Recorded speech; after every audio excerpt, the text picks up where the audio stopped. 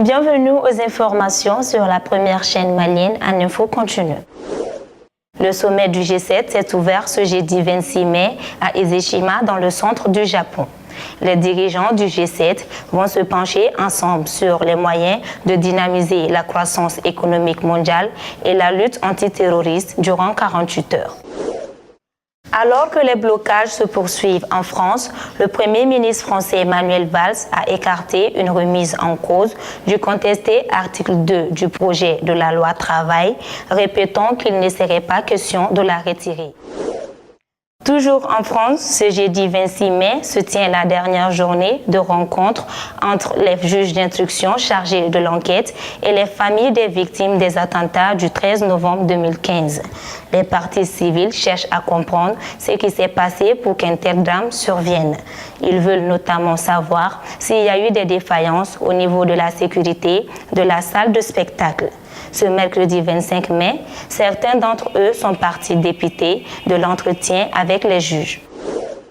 En Israël, Avigdor Lieberman a officiellement été nommé à la tête du ministère de la Défense israélien ce mercredi 25 mai.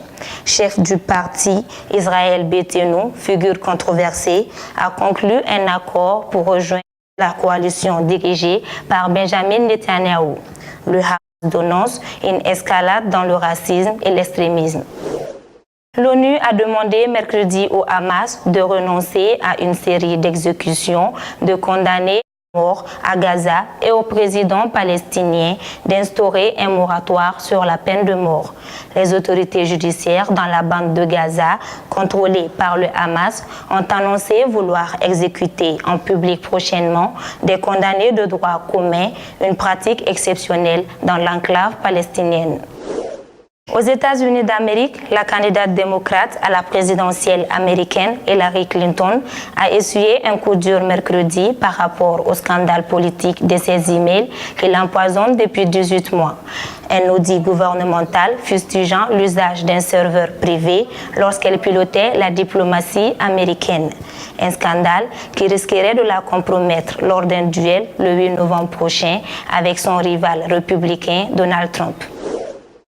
Le Premier ministre indien Narendra Modi a défendu son action après 2 ans au pouvoir et a reconnu que son gouvernement avait une immense tâche à remplir dans un entretien publié jeudi.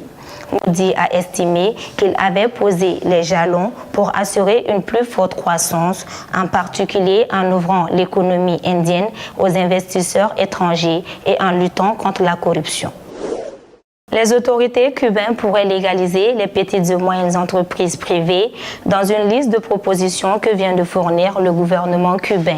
Dans ce projet de conceptualisation du modèle économique, fruit des débats du 7e congrès du Parti communiste cubain, les autorités évoquent l'autorisation éventuelle des moyennes, petites et micro-entreprises privées sans toutefois fournir ni détails ni délais concrets. C'est tout pour ce flash d'informations, fidèles téléspectateurs. Merci de l'avoir suivi. Vous pouvez toujours nous regarder sur notre site internet m24tv.net ou sur la page Facebook de M24TV.